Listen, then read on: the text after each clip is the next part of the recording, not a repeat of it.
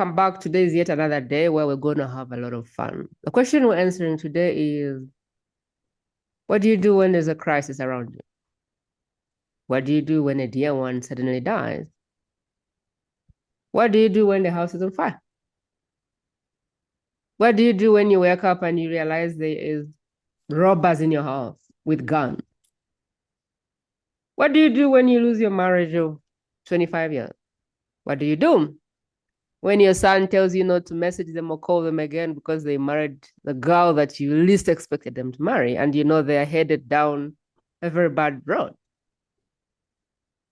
What do you do when you wake up and your child is addicted to porn? What do you do? What do you do when you wake up and you're a widow? What do you do when you're an empty nester and your children are too busy? They only see you once a year, like my mom. 8 kids. Now everyone is old. My youngest brother is 27. My dad passed. She's now by herself. And no matter how much I want to see mom, it seems like I can only see her once a year if I try. God help me if I go to England now, that'll probably be 3 years. What do you do when you are going through a life transition and you feel you're not prepared? You find yourself panicking through it. You find yourself getting anxious, getting depressed, getting mentally ill because of that. How do you maneuver through life's transition more? I wouldn't say eliminating everything, but how do you consciously move or prepare yourself for life transition? Because I don't know that it's what happens to us. I think it's how prepared we are. We can all think we go to the gym, I don't know, build the muscle, get ready for whatever, but I don't know how many people think about that resilience muscle and how many times we take it to the gym. How many people sit and think, I need to develop my mental toughness? Like how many people? Not many. No wonder life keeps taking us by surprise. And so today I wanted to speak to Sharma because that's the work she does. Helping people through a transition. Helping people stay sane as life gets, life decides to throw in a crisis. How do you go through that without losing your mind? That's kind of the topic. And I'm excited for her because she has a unique way she does it. And today we're going to dive in and kind of understand how she does what she does to help people maneuver through a crisis and come out on the other side with, I guess, less beating or less suffering, because I think suffering is a process, but you can maybe reduce the time that you're going to suffer. So maybe instead of grieving for years, you can grieve for a few months. I don't know. The expert is here. Sharma, welcome to the podcast. I'm excited to have you. Thank you so much for inviting me. And I'm excited as well to be here and imparting my knowledge, whatever I learned throughout the life and throughout the crisis and trauma. Okay. So what did I leave out in mumbling my way around your work? What is it that I left out that you feel like people need to know about what the work you do? You're right, actually, building that muscle, building the resilience. We are not taught to do that. We are learned that we need to control everything. We are taught to swim the river called life in an opposite way. Otherwise, if you start flowing into this life, into the river called life, it is easy. The stream is easier than we kept saying it. Like if you are in crisis like robbery, as whatever you said, it is an instant issue. You have to come out of it. I had been there where instantly I was in a crisis. And what I did is, and I talk to my clients about the same thing, that what you can do is presence of mind is important. You need to know that this happened, this is happening, but there's no way out of this by worrying. You can't leave this situation by worrying. So, how do you do this? Deal with it. How can you deal? Either be surrounded with people who can help you out or trust the divine. What I did was I was working with angels and archangels at that time. So I trusted the divine. The Mm. situation was my son. He was almost 4 or 5 years of age. He swallowed a coin, small coin. It was right here. At that time, I was married, and my ex husband started shouting at me. We were at his relative's place, and everything started going on. But in my mind, my son was crying. In my mind, I was like, I need to deal with it. I can't stay at hospital throughout the night. So I started praying. I started to calm myself down because I'm the one who is taking care of that child. If something is happening in your family right now, or something suddenly happens, you have to have that presence of mind and know that there is something or someone who is going to help you. This is the main thing that can help you and calm you down. At old age, it is not easy to trust what we are not taught to do, but the sooner we start trusting the divine or trusting in an energy that can help anytime we want, it is better. The way that I see your work, it's more like the difference between knowing how to swim and not knowing how to swim, and finding yourself drowning. If you're in the same boat and you're all something happened, a wave comes and throws you in the water, there's a different experience for the person who's learned how to swim than the person who hasn't. And so how I am experiencing your work every time I talk to you, it's like if you learn how to swim, whatever the thing is won't be as horrible as if you're trying to run or walk through the water and oppose kind of the flow of how water is supposed to move. So that's how I feel about life. Like life is like it's like a sea, it's like an ocean. And if you can get in the ocean and swim, you may find someone might come and save you along the way. But if something happens and you get off the boat and you don't know how to swim, by the time the person to save you comes, you'll have fought so much that you're even tired and you're dying. So I think the work you do is teaching people how to swim so they can help themselves flow through life, and hopefully as they flow through life, find a support system to save them. Would you say that's close or something? Yes, actually. And when you were talking about the one who don't know how to swim, you're right, because we are someone who have presence of mind. What will you do if you are going down, drowning down? You start flapping your hands. You will find a way to come out of it. And why not to learn those small things?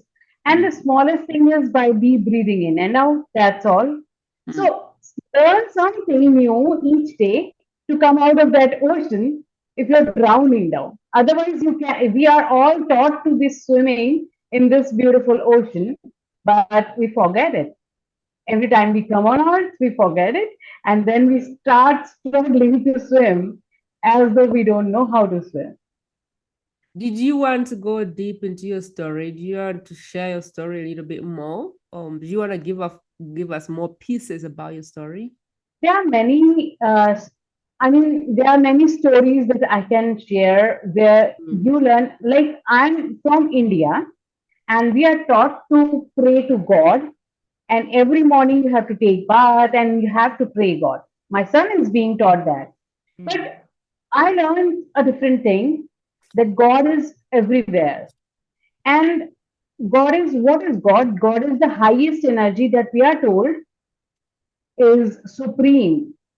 Slowly with work, I realized that I'm the God, or I am one of that piece of energy or supreme, that I can take myself out. But the starting was when you are in struggles, you try to find someone outside in the world. And when you don't find them, you trust God. You just give up to God. You surrender to God. So that's how we learn to trust God. And the first thing, as I was talking about my son, it happened after my father's death in 2012. And in 2012, when I was going through grief, I found no one out. My ex husband wasn't there emotionally to support me. My mother was on other hand on in her own grief. My sister was in her own grief. I decided that there needs to be someone who can help me out, and suddenly I went into a meditation of goddess Kali on internet, and I felt that she is going to help me. She is the divine mother. She is going to help me. So I held her hand and start working on spiritual path mostly. Even though I was a life coach, got certified into NLP and everything, but I trusted divine more instead of at that time trusting human beings. So it came to be a difficult situation where, like I was talking, my son was he swallowed that coin, and suddenly everyone was shouting at me that can't you take care of the child and everything. And what I was doing was I was praying to Archangel Michael. At that time, I was studying angels and archangels, and I was connecting to them. So I was connected to God. Please help me, Archangel Michael. You are closest. Please help me out. My son was crying, crying, and crying. And we had that X-ray in hospital where the coin was right here. And I was like, "Do you want to stay at hospital throughout the night?" He was like, "No, Mama, I don't want to." Then I said, "Pray with me, repeat the words with me," because at that time I was talking to him about angels and gods and goddesses, everything. So I said, "You have to pray with me." We prayed together. Within half an hour, the coin, the doctor said that we have to do something, medical thing, and it will come out. It came out by vomiting. It Wow. was divine magic. Mm. My ex-husband and his cousins didn't able to realize what is happening, didn't able to um, acknowledge it that it was some kind of magic. But I told my son that look at it, something happened. We just prayed twice. That's all. And he vomited twice, and second time it was out. So that made my trust even better in trusting divine beings. Mm. And now when I'm out of that ex marriage or that still marriage, Mm. everyone shout out loud that he was wrong, you were wrong, and everything. I realized that was meant to happen. Mm. If I wasn't sane enough, if I wasn't giving everything to universe, Mm. the supreme, the source, nothing would happen. The first one is me that I give up to you, God, because I can't take anything. I was in suicidal depression for almost 1 year where I didn't connect it to anyone. Psychologically, I was in a state called total. I almost forgot the word suddenly. I had it in my mind, and it was about that you trust that no one is going to come to your help. You Mm. feel helpless, and in that helplessness, you realize that when no one is going to come to help you, why should I struggle? I need to live in this life, in this crisis, in this trauma as it is. Mm. Why should I try? So outwardly in or wordly, I didn't talk to anyone, even my Mm. mom, Mm. about anything. Whenever she used to call, I'm happy and smiling at everything. And inside, I was dying every day. I wanted to finish my son because I feel I bring him into this life. I need to finish him and then die, kill myself. Mm. That stage went on for 6 months continuously, and I was like, God, I can't take it. Mm. Either finish me or take me out of this. I don't care how. Things started happening worst and worst and worst, but I came out of it.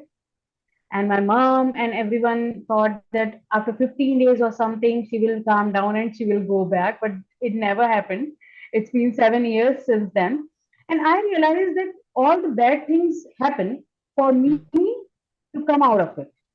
It Mm. was a kick from the universe to teach me a lesson that when something is not right for you, you need to Mm. come out of it. You need to understand that you need to come out of it. So these are a few things that happen to me that build that trust more and more. And everyone I talk, I say, please trust yourself and trust divine. How important is it for how long have you been out of the marriage, and are you married again, or are you still by yourself?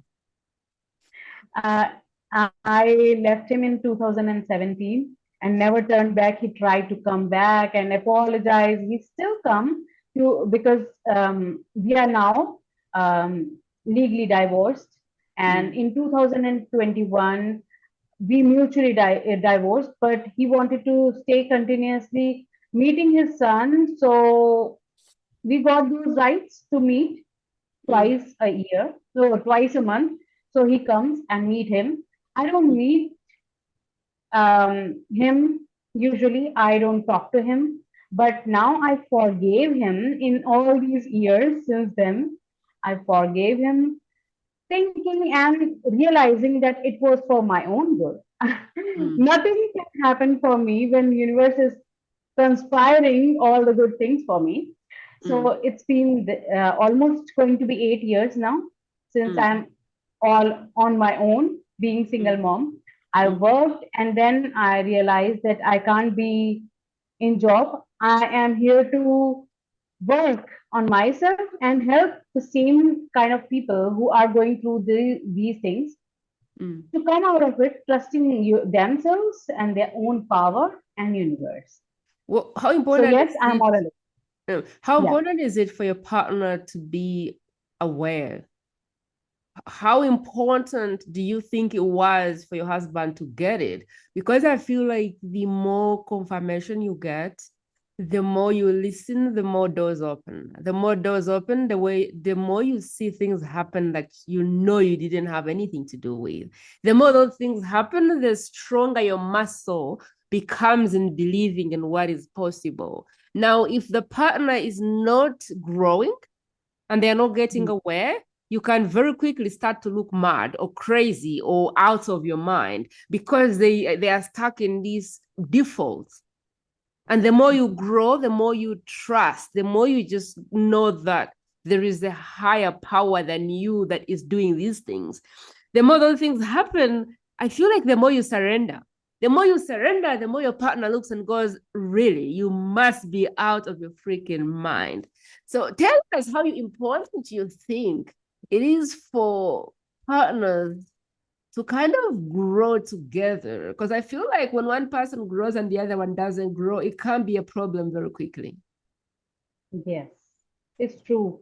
Because I used to talk to him that we need psychological help, couple psychology or couple counseling. And he used to say, I'm not mad. Why should I go? The marriage is going on perfectly for him. And on for me, it isn't working well. There's no emotional connectivity. So it is really important for partners to work together because family or marriage is like wheels. We all heard that story that it is like a wagon with two wheels where there's male and a female, a husband and a wife. They work together, they drive this car together to manage the family. If one is not well, then the other tries to help. But if the one who is not well and don't want to get well, you can't help it out. You need to give them time, and if they don't work out, just pull back. I learned that I need to pull back, not like I don't say that get divorced. I helped many people who were going through this, and I asked them to go to counselor, couple counselor, to work with them. So I say that if they are not ready to work, if they are not ready to grow, show them, try to help them out, but you are not the one who is going to change them. You need to keep working on yourself. Things will happen on their own. Either they will wake up or you will get apart from them. Something will happen for sure. And whatever is going to happen is for your own good because you are coming into light, you are growing into light. And when light is all around you, either the moth has to burn into that light or they will fly away.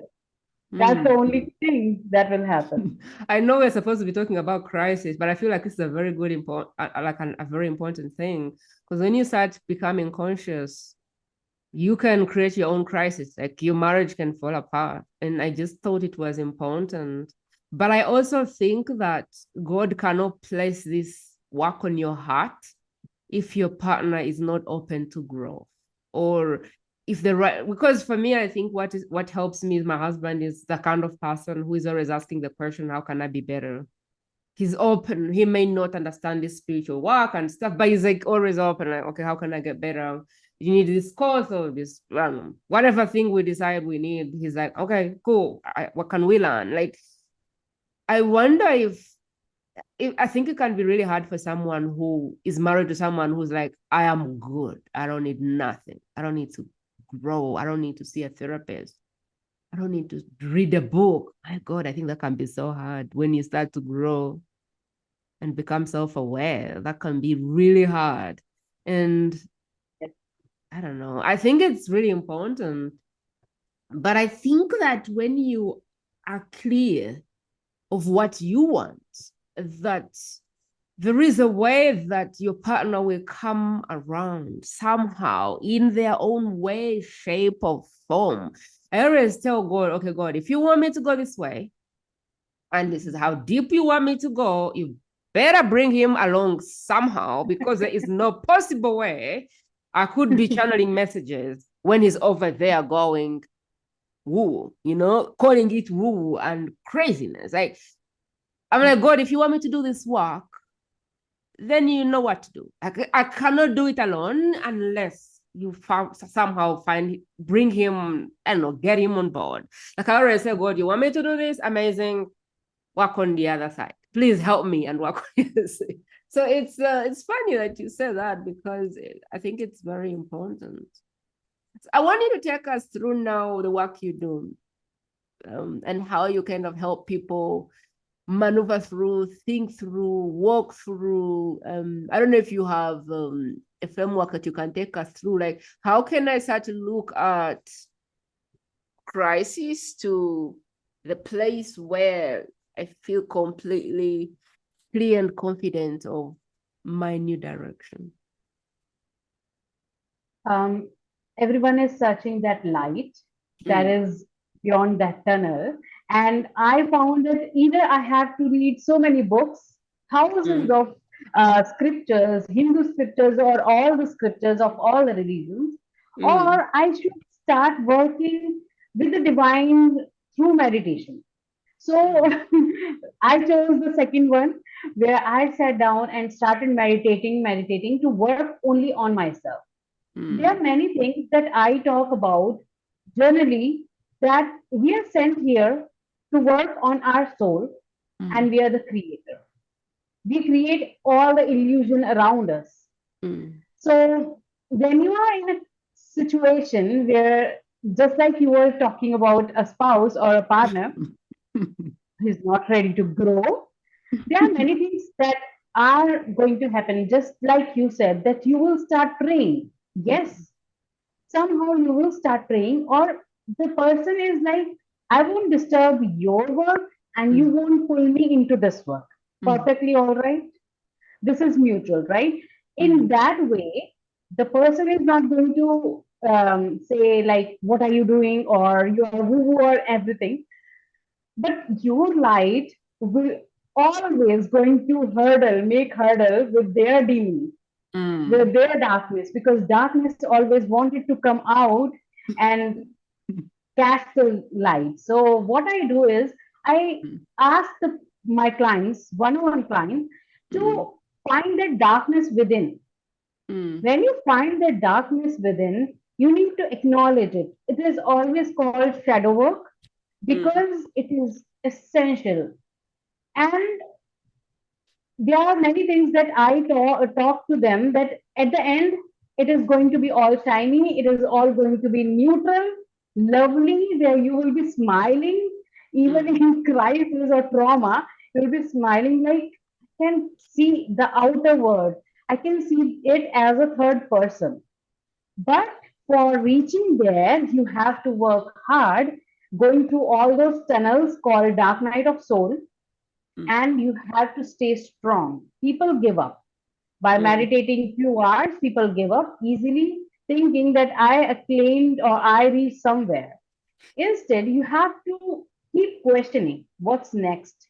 What's next? It's like climbing a huge mountain top and you are just at the base and you are climbing for the first time with no help.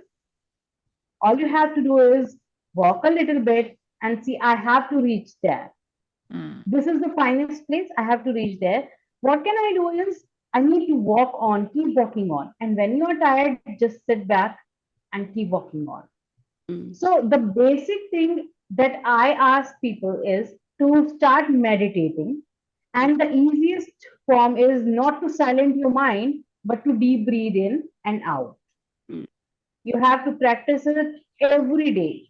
When you start practicing, darkness will pull you down and you will stop practicing it, but you have to be consistent. First thing, have an aim that I want to do there, I want to go there, I want to reach there. Then practice meditation, and no matter how many darkness, how many tunnels came in your way, you have to stop right there, take a deep breath in, and keep walking on because help is always there. So, like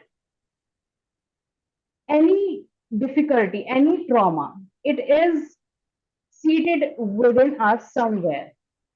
It comes out from somewhere. We have been onto this earth, onto this planet many times in past. Many people say, I don't believe in reincarnation or incarnations, but if you don't believe it, let it be, but listen to it. Listen to all those things because if someone is talking about it, it must be there, right? So you have been through all of this and you have been carrying so much of darkness, so much of negativity, so much of trauma. You don't know how many lifetimes or even this lifetime. But when I used to meditate, I used to get my mother's negativity being transferred into me when I was in her womb. She don't know it. It was unconscious.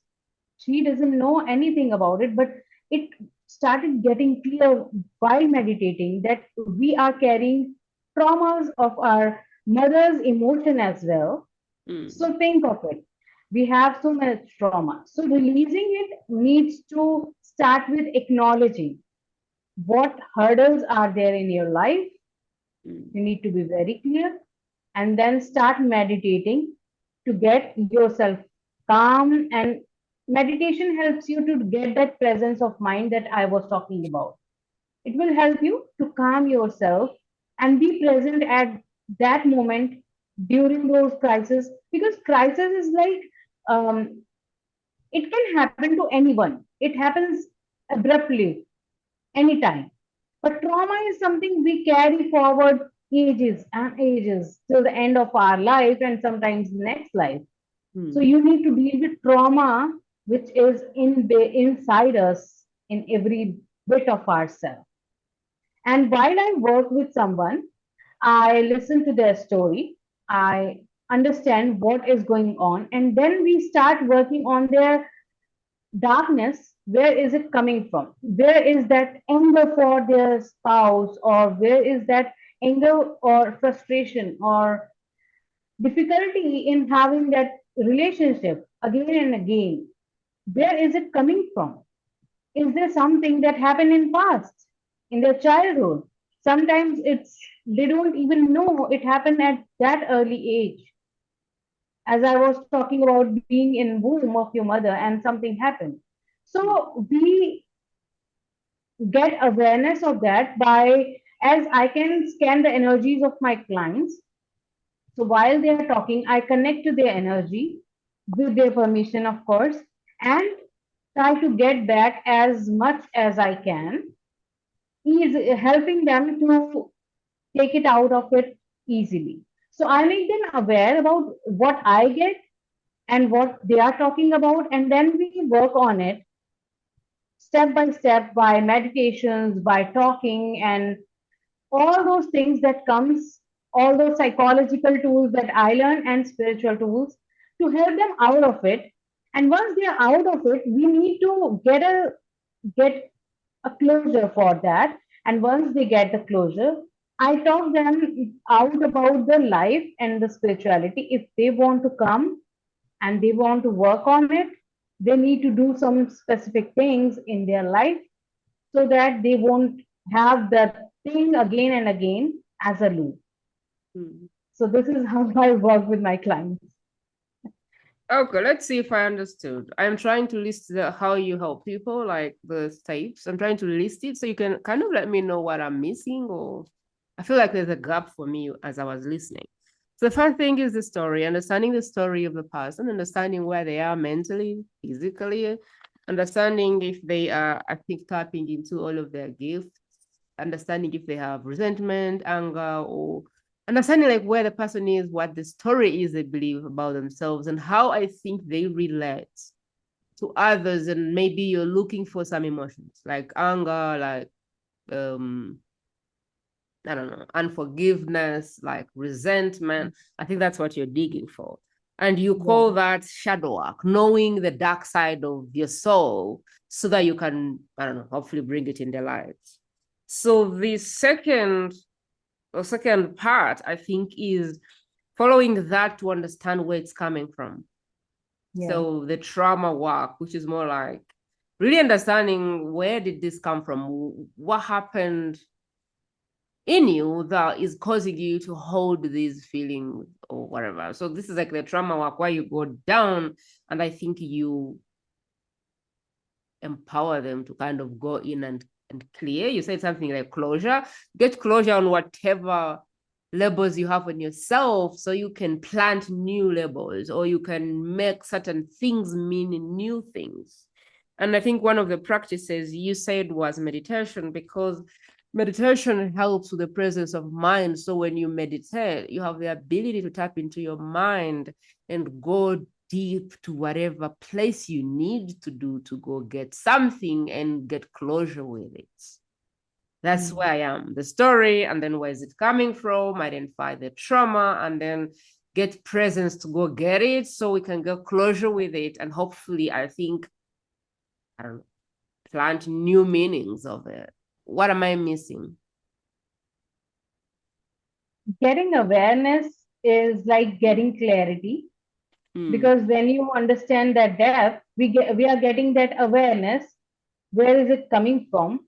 And then we work on the steps, whatever is needed. Like in forgiveness, if there's a parent that you are feeling upset about or you can't forgive, we need forgiveness. So getting awareness and working on the steps, whatever is necessary according to your issue, that is the between, and then comes the closure where you understand all of it and you forgive or let go of all of it, and then start a new life with new mindset and new acknowledgement. I know that you have done, when I was reading through your bio, I was like, my goodness, you've done like 12 things. And when I opened your file, I was like, what is this person? Is she like a, I don't know. I started reading and then I almost got certified Reiki GrandMaster, master in counseling and psychology, REM reader, numerologist, crystal, color and aroma practitioner, master NLP, life coach, hypnotist, tarot card reader, angels reader, meditation coach, channel of codes light, psychic, and medium. I was like, God, how do you use all these things on one person? Do people have all these problems that you need like all these tools? Why did you get all these qualifications? What's your reasoning behind being qualified in, I don't know, 24,000 tools. What's your logic there? Why do you have endless levels? Okay. So most of these are of spiritual divination tools. Like Reiki, I started with Reiki. Reiki is a healing modality and it heals um, on with hands-on touch healing and distant healing as well. So I started with that. When I was in a marriage where no one is there, I wanted to learn. I wanted to grow. I can't sit down like that. So I started learning so many things. NLP, psychology, and life coaching are one component. They are related to psychology only. And master in psychology, I came here and did after my leaving my ex. But all of this is mostly divination tools to grow into spiritual realms, mostly. Angels, archangels, crystals, and color therapy, and all of these helps us to connect to our inner self. So one after another, I wanted to grab everything that I can learn. I can get certification in thinking that somehow it will give me experiences or it give me that success that I wanted to show everyone around me. But after all those years, I realized that what have I done? I just grew into soul's journey, onto the soul's journey by learning all these tools. One day when I was meditating, I asked the same question to angels at that time that I have got certification in so many things. What should I call myself? What should I focus on one thing? They say energy alchemist because I read the energy and alchemize it and turn it from the crisis, negativity, trauma to abundance and peace. So that's why Energy Alchemist came, and all these things became the secondary things. And I use all of these things to help my clients because you never know whose energy needs what tool. So they are like medicines, different medicines for different souls to come out of it faster. So you're like a pharmacy. Yes, exactly. You can say So that. then, if you're like a pharmacy and you found yourself a pharmacy, I don't want to be a pharmacy. I just know that I need the tools that I need. And if I need the tool, it's going to be because there is someone that needs it. So for personally, I want to do my spiritual awakening, but I don't want all those things. If you had to go back and redo it, what tools would you take and what tools wouldn't you for you? And if you were not a pharmacy, if you were just a human being who wants to tap into their highest self and answer their calling and be unstoppable, what would you take for you? Because I wonder that you need all these things. But if you are a pharmacist, I can see how you need them because it's going to be people who need them. But if I am not trying to be an energy alchemist and I'm just trying to get myself to the highest level, what is kind of the process of what if they're not Prima who is interviewing everyone and kind of saying, oh, I'm interested in that, I may want to learn that.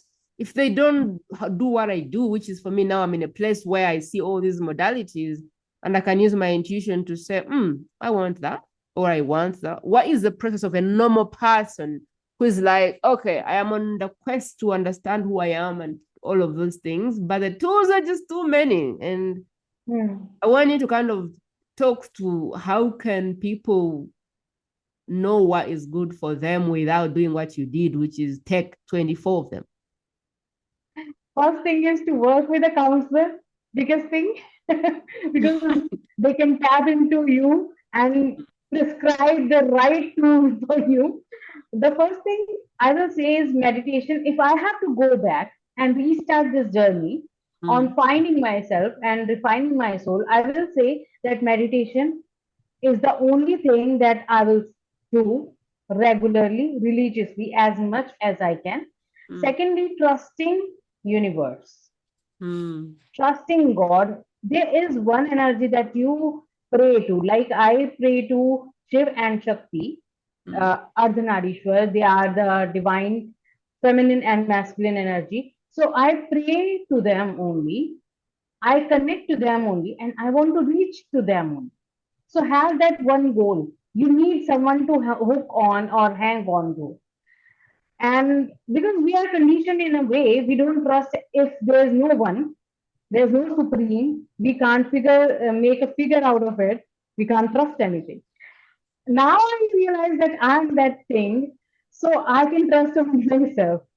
These are the two things that you need to do consistently if you're starting out. I will do it every day and being very clear what you want out of your life. If I want to stay in that stale relationship forever, I have to be ready to stay in that stale energy forever. Do you want to stay stale or do you want to come into light? Light will bring moths. I'm just You have to be wondering. aware of all of I'm just wondering though, meditation, okay, that helps you become present. When you're present, I'm just using my own how I digest, how I use this, what you're saying. When you meditate, you become present. When you're present, chances are you will pick up on the signs and signals, and you will pick up on, I don't know who you believe in, God, Mother Nature, whatever. You will pick up on the signs and what the higher calling on your life is saying. When you surrender, you will learn to trust that voice and move. When you move, you will get confirmation or you will get more things opening. And that is how that muscle grows. However, I am just wondering, I know there is channels and there's psychics, and I'm not the deepest person in spirituality for sure. Right now, I use my intuition and I think my stillness. But there is psychics, and then there is channels, and then there is energy alchemists, and then there's all these people. Who is the person that is able to say, for where you're at, I think you need this and this? Who is the clinical officer who prescribes the tools that people need on their spiritual journey? Who is that person? I need to find them. Who are they? First thing, experienced person who have been through the trauma that you are going through, because you will try to find someone who can help you, a doctor who have some kind of degree, right? They have experience. You won't go to a surgeon for a heart surgery who never performed any surgeries, right? So first thing is understanding that you have to go to an experienced person. Second thing, you, as it is said, that when the disciple is ready, teacher appears, you will find the right person at the right time whenever you need. It could be your savior, it could be a mentor. When someone is in 3D, what you're saying can be impractical for them.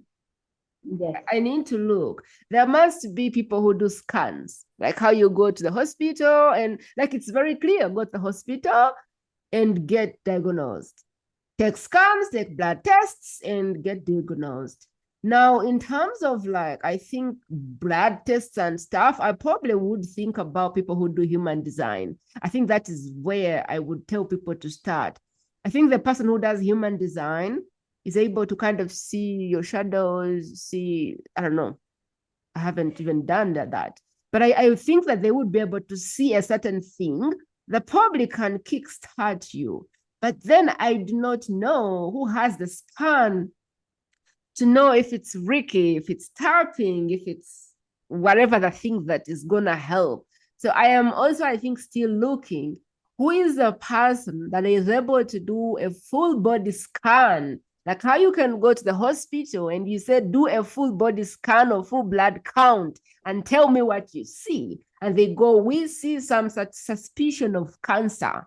We think you should go to a cancer specialist and have a look at that. We see a scan of whatever. I think you should go and confirm that you're not pregnant. We see something here.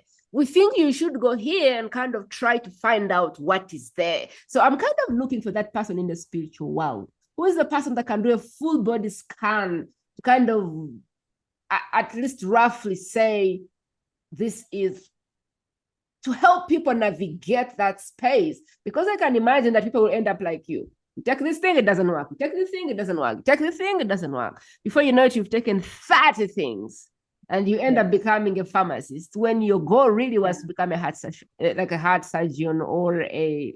Does that make sense? But actually, these all things still helps me. It is like every medicine comes at the right time to help me. But what you are saying is like, I'm an energy alchemist. I scan the energy. So every person who is growing onto this path have different things. Like as you said, human design. I try to learn that as well. Human design. There are gene keys. There is astrology. There's numerology. There are so many things. Where to go? That moment you are in problem, like this is not 3D. We are not talking about 3D hospital that you go to and get the answer with so many people around there, so many doctors around there. Your soul will take you to the right person. Your soul will feel connected to. Like I have people, I have a small WhatsApp group, say. They are still there, even when I don't put anything every day, still there and attend every workshop or webinar that I put on because they know my energy. They had worked with me. And when you feel that energy connection, you want to stay there.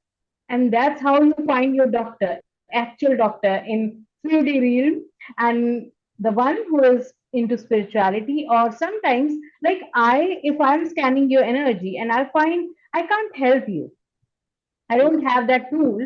I can't scan that energy. As I told you that I'm not into couple counseling. So if a couple come to me, I will send them to a couple counselor. I will tell them that you need to go there, you need to find them. So that's how it works. This hospital works this way. I will start asking this question to every expert. Who has the scan to take a full body count and kind of help people where to start and where, at least where to look? Because I feel like you can get into this world and totally lose your mind because there's endless things to find out. So if you're not Prima who's decided to learn it all, it can be confusing. Because for me, I want to learn it all because I feel like I am a vessel through which people will get help. But what if you're just doing it for yourself? How much can you take, or how much do you even want to take? So that's a question I will have to ask every expert, and I'll see where it ends. I would love to understand, how do you support people today? I walk them down into meditation. Right now, I am into on Insight Timer, where I usually put on meditations that can help them. Except that I have a website where I put on one-on-one sessions. I am creating a group coaching session where I will help people to understand this psychological thing and spiritual thing together and work on themselves who are starting out, that I want to go deep into something. I want to understand all the things that happen. And I don't want to learn everything like crystals, like colors and everything. I want to learn something, but I need to get clear about where am I walking onto, what path am I walking onto, and what will I find on this path. Like the darkness, the things that are essential. There are some things that are essential on the path when you have to go through all of this, that I'm awareing in this group coaching sessions, where its name is Soul Alchemy, actually, to help you connect to your soul and take you onto the path of refining your soul. And the one-on-one sessions are more in person and connecting to your one thing that you want to deal with right now. So if they wanted to move forward and do, like, kind of dig into the work you do, what should they do? Are we having like a free call for them to book, or do you want them to do something else? I have, although for one-on-one sessions, I have an apply page, but I have many freebies on my website, a few workbooks, They can work on it, like gratitude workbook and everything. They can work on it and find if it will help them, then we can work one-on-one, and then I give the calendar page. Okay, so there's gonna be the website for Sharma in the show notes. Be sure to check that out. Go to the website, navigate wherever, and whichever part you think will help you, just start there. There'll also be links to her socials and all. And so be sure to check the show notes for different ways to connect to Sharma. Sharma, it's been amazing having you on the show. What are your last words for someone out there that is like having to deal with a crisis and they don't know if they should take a leap of faith or if they should keep doing what they're doing, or they just have a fear that is louder than our voice right now? What is your last words to them? Ask questions, never stop asking questions, and trust that inner gut. Whatever it is saying, it is going to help you all in the times of difficulty, and have presence of mind. I love that. I think the biggest thing anyone can do for themselves is to connect with that gut.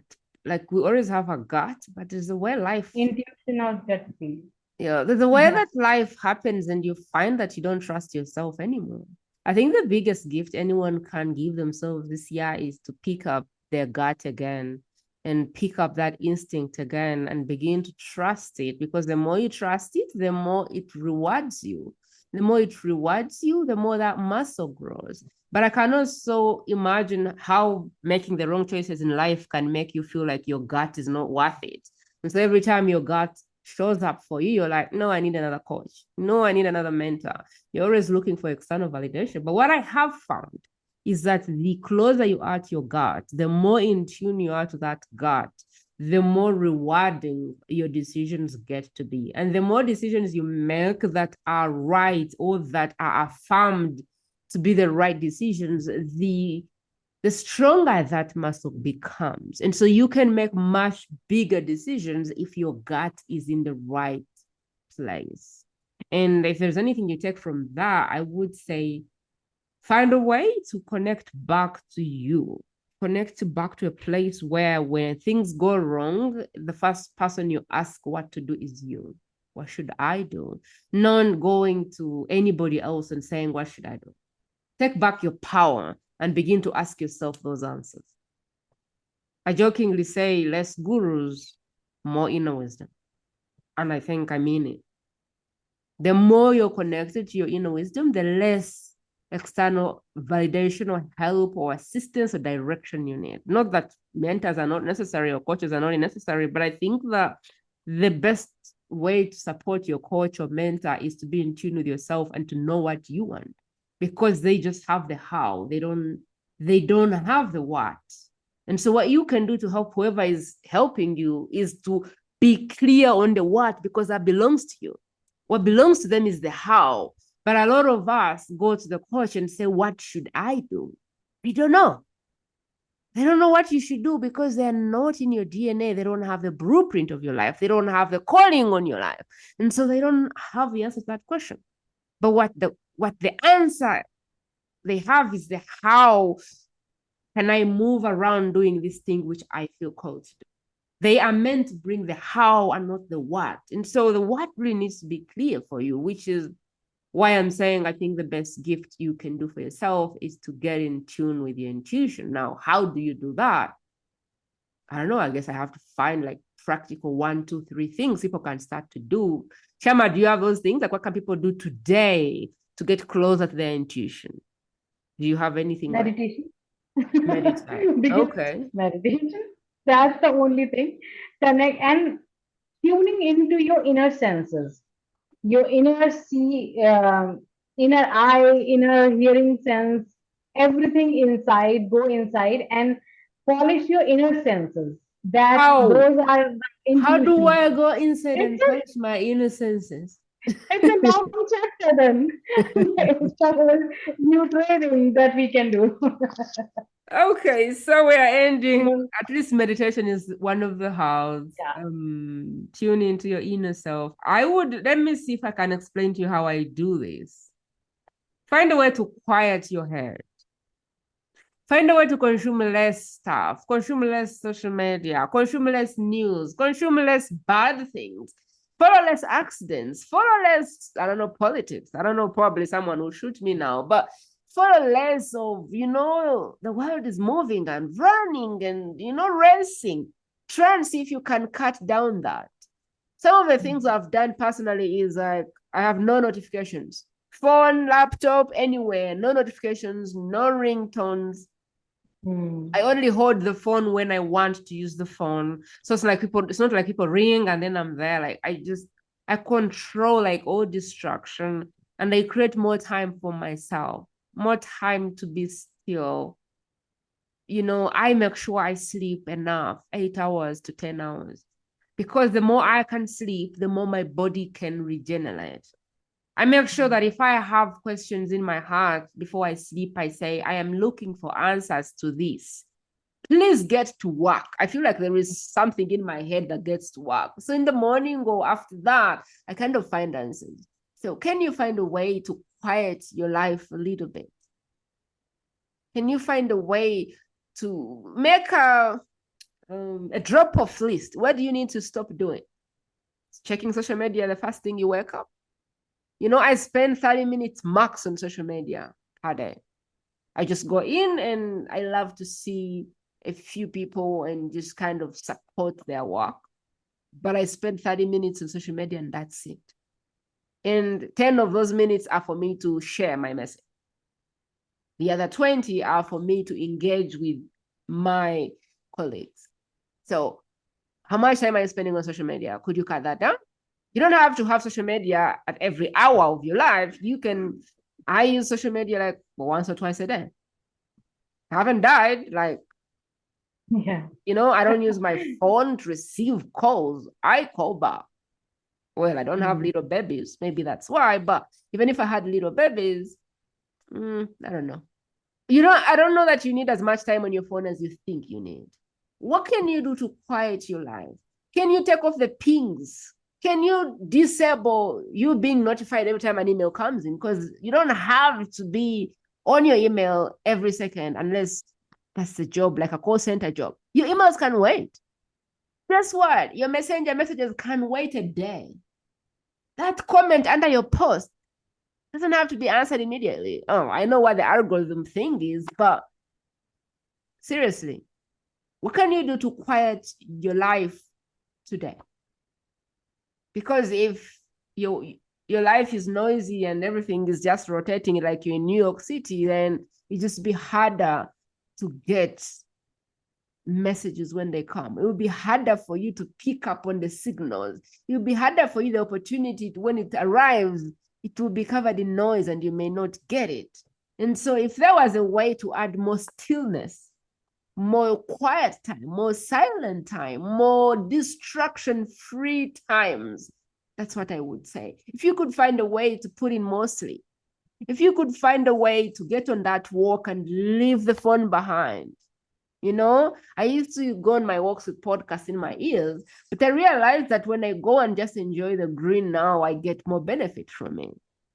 What can you take the phone and put it away for a few hours? What can you do to get out of the drip? I think that's the word. Get out of the drip. Because most of us are like, we live on a drip. Social media, no news. Get off the drip, my friend. Saying all this with love, of course, the best gift you can offer this community and the work that God has placed on my heart is to take this episode and share it with one person that you believe needs to meet Sharma. Just take it, share it with one person that has a crisis or maybe has crisis after crisis, or you just feel like their life is a crisis. Share it with them and let them start there. Maybe her story, maybe whatever she's shared will be able to help that person. And as always, if you're on your app, get there and review, subscribe, follow, rate, do all of the amazing things that a podcast would need to grow. My dream is that one day I'll bring Oprah on this show. And the question I need to answer when I decide to reach out to Oprah is, how big is the community? You hold the tools in your hands to support me with this dream. And the only thing you have to do is subscribe and share the episode with one person. It's just a matter of time. The channel will grow and Oprah will be here. And when that day comes, you and I will be smiling and celebrating, because now I have the power to bring anyone and everybody on the show. Appreciate you, my friend. I hope this was insightful for you. Have a lovely day. I'll talk to you very soon. That is it, my friend. To listen to more exclusive interviews like this one, simply go to the World's Best Kept Secret podcast.com and select interviews based on preferred topic.